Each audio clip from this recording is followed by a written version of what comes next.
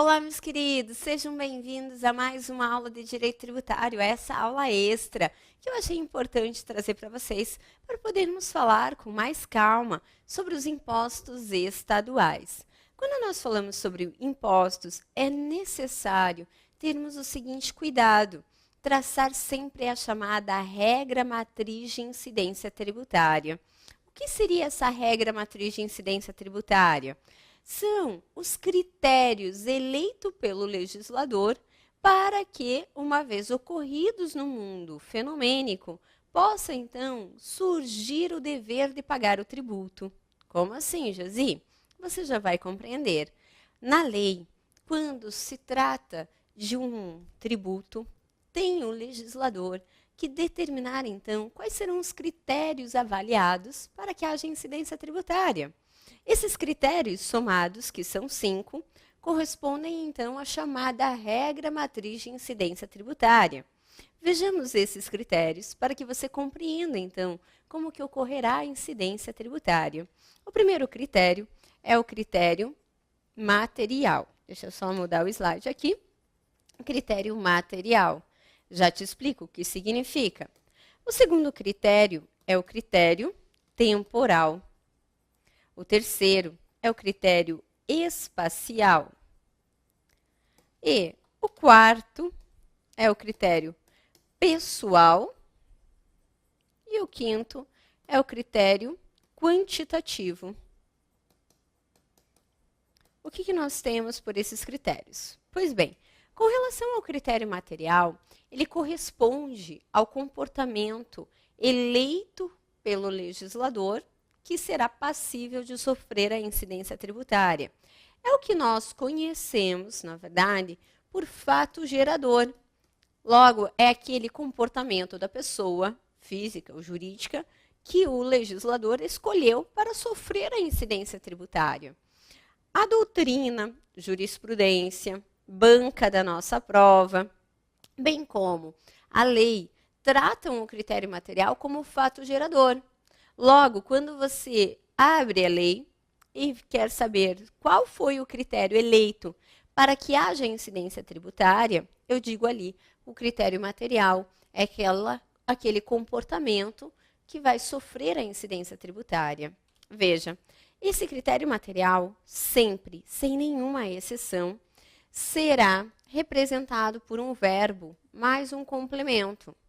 Então, quando você olhar para o imposto, você já tem que verificar qual é o verbo e o complemento eleito pelo legislador para sofrer a incidência tributária, como no caso do IPVA. Já vou até começar aqui com o IPVA para você perceber.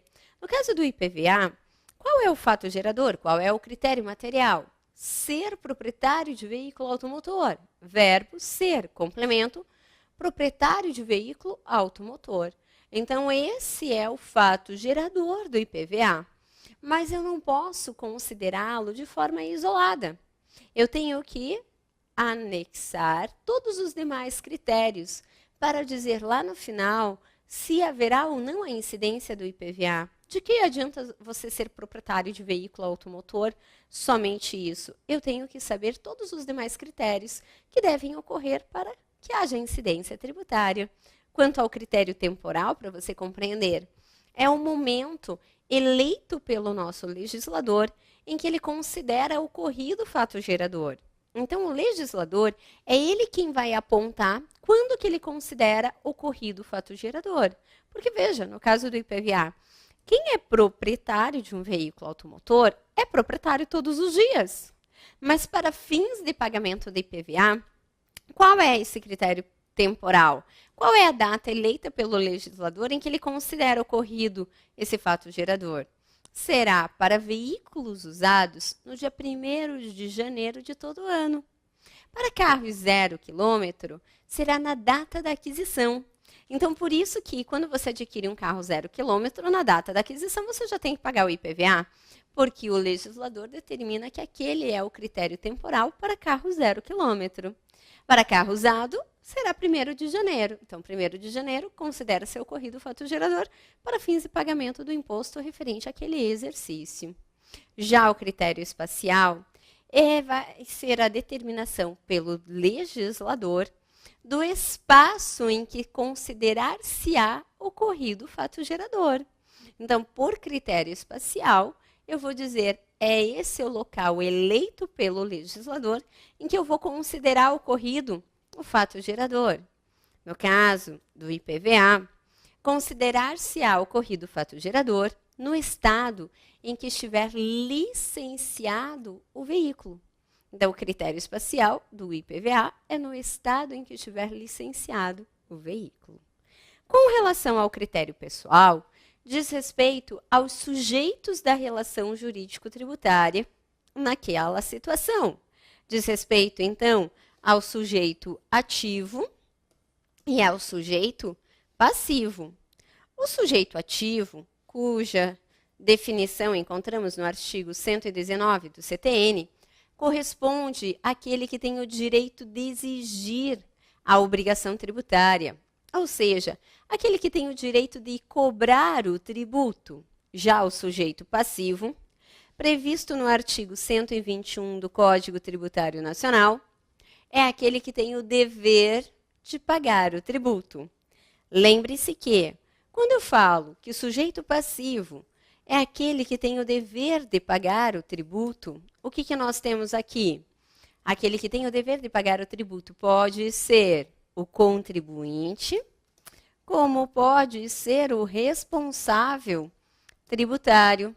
Qual é mesmo a diferença entre contribuinte e responsável tributário? O contribuinte é aquele que tem relação direta e pessoal com a situação que constitui o fato gerador.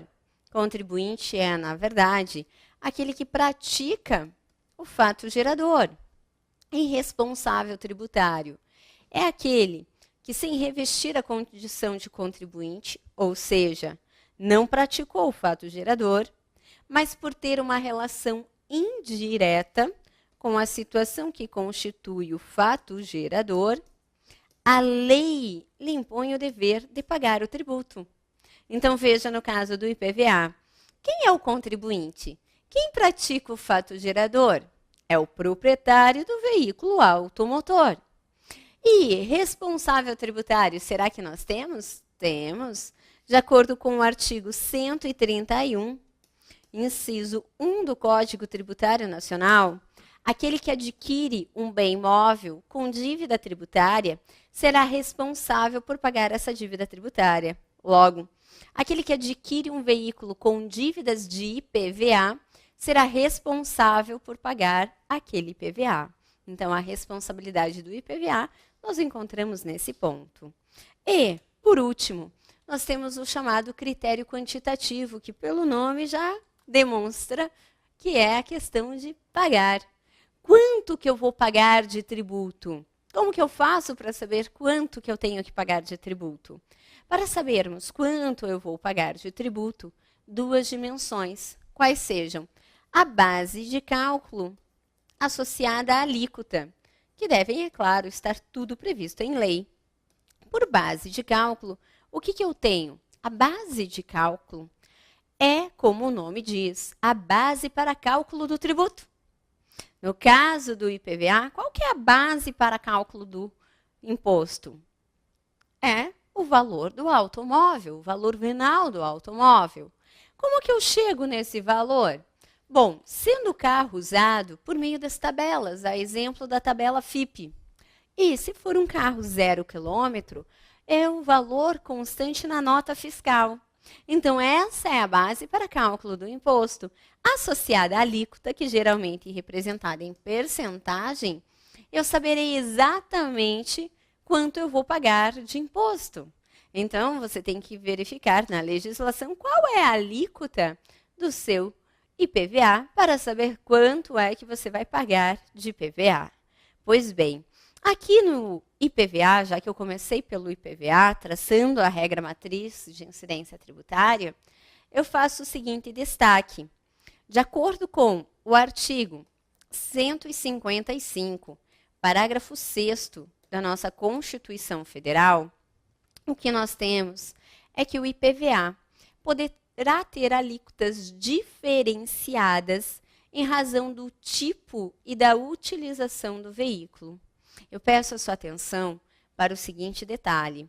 Quando a Constituição Federal menciona que o IPVA poderá ter alíquotas diferenciadas em razão do tipo do veículo e da utilização do veículo, compreenda. Dependendo do tipo de veículo, significa o veículo é tipo caminhão, tipo caminhonete, vai ter um tipo de alíquota. Com relação à utilização, eu utilizo o carro para passeio, o carro para transporte de cargas, o carro para transporte de pessoas pode ter alíquotas diferenciadas. Agora, falar de alíquotas diferenciadas significa a alíquota ser diferente e não progressiva. O que vem a ser mesmo uma alíquota progressiva? A alíquota progressiva é aquela que aumenta de acordo com o aumento da base de cálculo.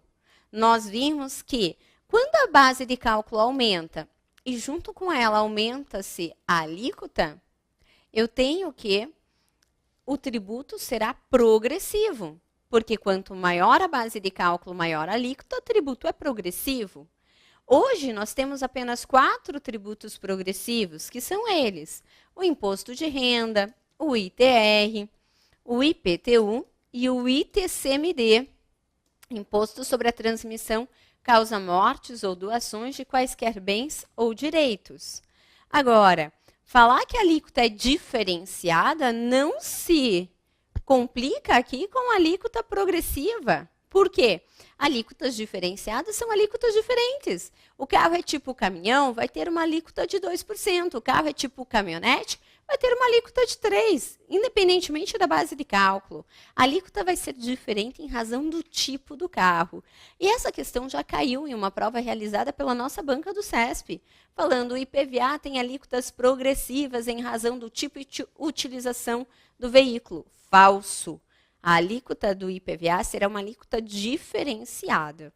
E para encerrarmos aqui essa questão de alíquota com relação ao IPVA, ainda no artigo 155, parágrafo 6º, nós temos que caberá à resolução do Senado Federal fixar as alíquotas mínimas do IPVA. Então, cabe à resolução do Senado Federal fixar as alíquotas mínimas do IPVA. Ok? Tranquilo? Então, fechamos a regra matriz de incidência tributária do IPVA. Passamos agora para a regra matriz de incidência do ITCMD, Imposto Estadual, que com certeza vai aparecer para nós, procuradores aqui do Estado de Sergipe. Bom, traçando a regra matriz de incidência do ITCMD, o que eu tenho? Em primeiro lugar, com relação ao critério material. O critério material corresponde àquele comportamento eleito pelo legislador como sendo passível de sofrer a incidência tributária. Procure sempre o quê? Procure sempre o verbo com o complemento, que você saberá então dizer qual é o critério material. Pois bem, no ITCMD, o critério material ele está muito claro no artigo 155, inciso 1 da nossa Constituição Federal. E o critério material do ITCMD, na verdade, são 2, tá? Quais sejam? Esse imposto incide sobre a transmissão, causa mortes ou doação de quaisquer bens ou direitos. Então, vamos lá. Quando eu falo de ITCMD, veja, a primeira hipótese de incidência será a transmissão causa mortes de quaisquer bens ou direitos e a doação de quaisquer bens ou direitos. Aqui até brinco dizendo o seguinte, não existe cautela, porque quando você transmite um bem a título gratuito, sempre incidirá o ITCMD, seja essa sua transmissão causa mortes ou por doação, sempre haverá incidência do ITCMD. E por que eu disse não existe cautela? Porque a pessoa que sabe que quando ela falecer, seus bens sendo transmitidos, haverá incidência do ITCMD, De nada adianta essa pessoa olhar e falar, não, eu não quero que depois que eu morra, continuem meus herdeiros pagando impostos. Eu vou então doar tudo em vida, por cautela. Não tem cautela, não. Se você faz a transmissão a título gratuito, seja essa transmissão causa mortes, ou seja essa transmissão por doação, haverá incidência do mesmo imposto. Olha o nome, imposto sobre a transmissão, causa mortes ou doações de quaisquer bens ou direitos. Certo?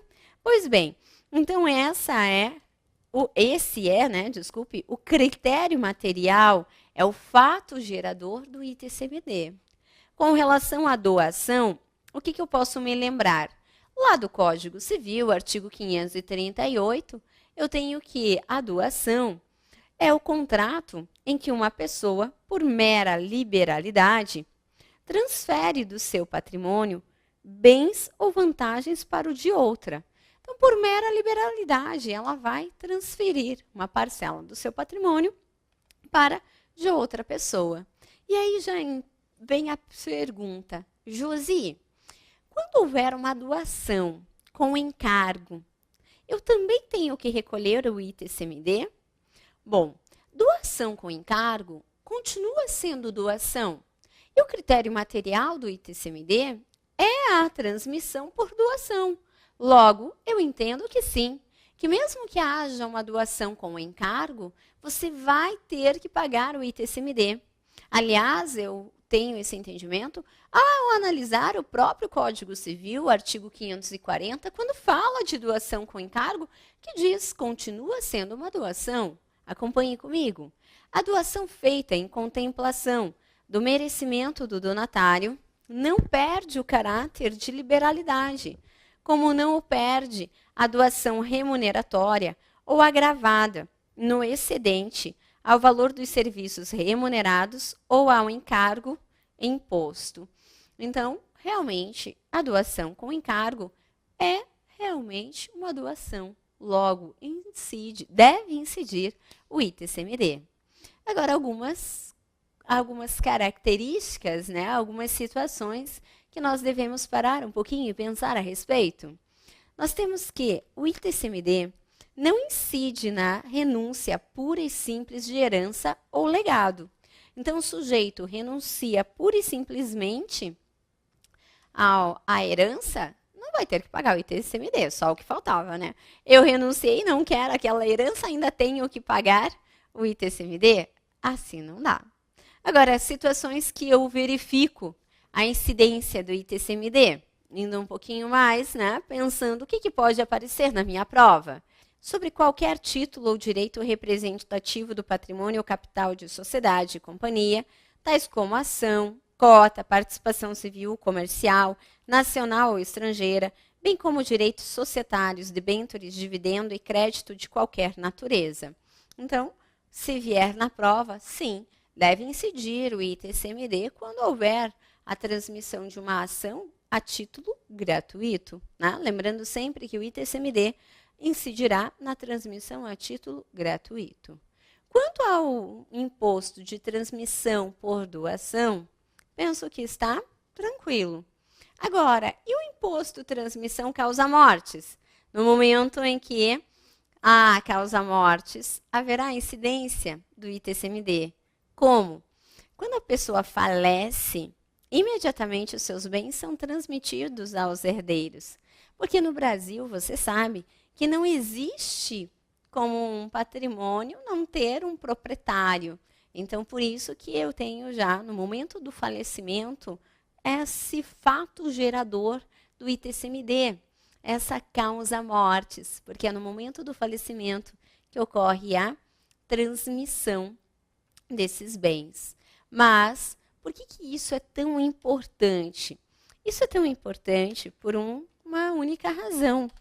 Nós que estudamos a questão do princípio da irretroatividade, qual lei que deve ser aplicada ao caso concreto, nós sabemos que, por vezes, pode acontecer da pessoa falecer, digamos que em 2015. Em 2015 eu tinha uma tributação prevendo o ITCMD a alíquota de 4%. E ainda, no momento em que a pessoa falece, seus bens constam, digamos que não monta de 400 mil reais. Só que quando a pessoa falece, até ser processado todo o inventário, vamos exagerar aqui um pouquinho, mas digamos que só em 2017 é concluído o inventário. Sendo que em 2016 é realizado a avaliação dos bens. Então, em 2016 é realizada a avaliação de bens. Digamos que nesse momento de 2016, a alíquota do ITCMD já tenha sido majorada, foi para 5%, e os bens aqui nesse momento já estão no valor de 600 mil reais. E quando termina esse inventário, em 2017, surpresa, uma nova legislação sobre o ITCMD, e agora a alíquota chegou a 7%, e os bens, está valorizando muito, 700 mil reais. Como o inventário termina agora, existe então o momento de ser pago o ITCMD. E aí a pergunta é, quanto de ITCMD eu vou pagar? Quanto eu lhe falo? Qual a base de cálculo aplicável e qual a alíquota que eu irei aplicar? Pois a partir do momento que eu sei qual a base de cálculo, bem como qual será a alíquota, eu sei quanto que eu tenho que pagar de imposto. Pois é, bem, então vejamos aqui. Qual é a alíquota que eu vou aplicar? A de 4%, a de 5% ou de 7%? Logo no início dessa explicação, eu já disse a vocês, olha, lembrem-se do princípio da irretroatividade. O que eu tenho mesmo pelo princípio da irretroatividade? Previsto lá no artigo 150, inciso 3, da linha A da Constituição Federal, nós temos que a lei tributária que instituir ou majorar um tributo, ela só vale dali para frente. Ela não pode alcançar fatos pretéritos. Associado ainda ao princípio da irretroatividade, eu não posso me esquecer do artigo 144, caput, do CTN, que diz o quê? Que diz que para lançamento tributário, o que vale? Vale a lei vigente na época da ocorrência do fato gerador. Então, eu tenho que aplicar a lei vigente na época da ocorrência do fato gerador? Eu te pergunto mais uma vez, quando é que ocorre o fato gerador do causa-mortes? É no momento em que eu tenho aqui a abertura da sucessão. É no momento da abertura da sucessão, é exatamente nesse momento que a pessoa faleceu. Então, é nesse momento que ocorre o fato gerador do causa-mortes. Logo, eu já sei, então, que irei aplicar a alíquota de 4%. Por mais que o inventário, por mais que eu tenha que recolher esse imposto lá em 2017, eu vou aplicar a lei vigente na época da ocorrência do fato gerador. E quando que ocorreu o fato gerador do causa-mortes? No momento da abertura da sucessão, no momento que a pessoa falece, porque no Brasil não se admite que um patrimônio não tenha um proprietário. Então, aqui no nosso caso, é a alíquota de 4%. E para corroborar com todo esse nosso entendimento, nós temos a súmula do Supremo Tribunal Federal, que é a súmula 112, que diz o seguinte: o imposto de transmissão causa-mortes é devido pela alíquota vigente ao tempo da abertura da sucessão. Por que disso? Porque eu aplico as regras do nosso ordenamento. Artigo 150, inciso 3, da linha A, que trata sobre o princípio da irretroatividade, pois as leis que instituírem ou majorarem os tributos valem dali para frente, não podendo aplicar-se a caso pretérito. E ainda, como eu lhe falei, o artigo 144, caput do CTN, que diz, eu sempre devo aplicar a lei vigente na época da ocorrência do fato gerador. Quando é que ocorreu o fato gerador? No momento da abertura da sucessão. Logo, é essa lei que eu aplico. E a súmula 112 do Supremo diz exatamente isso aqui. Certo? Agora, claro, vamos lá. E com relação à base de cálculo, Josi, você falou da alíquota. E quanto à base de cálculo? A base de cálculo, que é o valor dos bens transmitidos, eu vou considerar quando? No momento que valiam quando ocorreu a abertura da sucessão, no momento da avaliação ou lá quando finalizado o inventário. Súmula 113 do Supremo. O imposto de transmissão causa-mortes é calculado sobre o valor dos bens na data da avaliação. Mas a 113 diz para nós o seguinte: eu tenho que considerar a base de cálculo no momento da avaliação. Essa súmula, vamos até comentar, ela é um pouquinho ultrapassada. Por quê? Porque no momento em que ela foi publicada, não existia ainda correção monetária. Hoje em dia, muitos nem têm mais aplicado essa súmula 113 por um detalhe. Porque quando a pessoa falece, quando eu tenho a abertura da associação, que nós temos aqui o valor dos bens, eu posso muito bem, no momento em que eu for pagar o ITCMD, apenas fazer a correção, a atualização. Só que no passado não existia isso. Então, para não ficar aquele valor simbólico, por isso que o Supremo disse, não, então vamos considerar o valor no momento da abertura, no momento da avaliação dos bens. Só que para fins de prova de concurso. O CESP ainda não cobrou isso, né? Então, não tem como eu dizer, ó, o CESP vai por aqui, CESP, SEBRASP vai por aqui. Mas o que eu tenho para te dizer é que, como a nossa banca ela é conhecedora da jurisprudência, ela vai poder trazer tanto a redação da súmula 113 do Supremo, que aí você vai marcar como correta, porque está ali a súmula, não tem jeito, como também pode mencionar que hoje em dia não se tem aplicado mais essa súmula, porque tem se feito a correção monetária. Então, pega-se o valor do momento da abertura da associação e faz apenas a atualização monetária, certo? E como eu disse a vocês, a súmula 114 também é importante.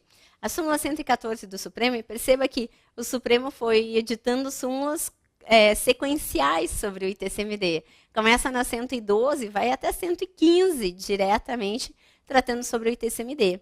A súmula 114 diz o seguinte: o imposto de transmissão causa-mortes não é exigível antes da homologação do cálculo.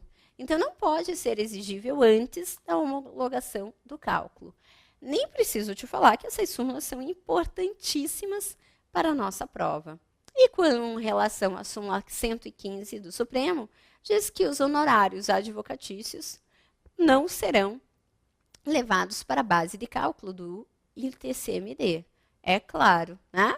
Por quê? Porque eu tenho como base de cálculo os bens que são realmente transmitidos. Logo, quando eu faço a transmissão e eu tenho que contratar um advogado para tratar sobre aquele inventário, aquele valor que eu pago para o advogado não pode compor a base de cálculo do ITCMD.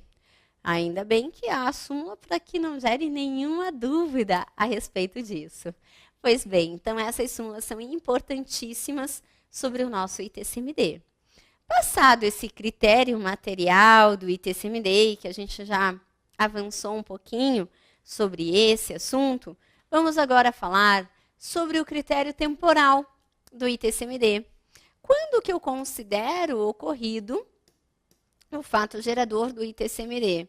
Bom, quanto ao causa-mortes, nós já vimos, que é no momento da abertura da sucessão. Tanto que, para deixar bem claro isso, ainda existe a súmula 112 do Supremo Tribunal Federal. Então, eu considero ocorrido o fato gerador do ITCM, né, Imposto sobre Transmissão Causa-Mortes, no momento da abertura da sucessão. E com relação ao imposto de doação? Bom, para falarmos sobre o critério temporal do imposto de doação, eu te convido lá para um segundo bloco, para nós falarmos com mais tranquilidade sobre um assunto tão importante. Não saia daí.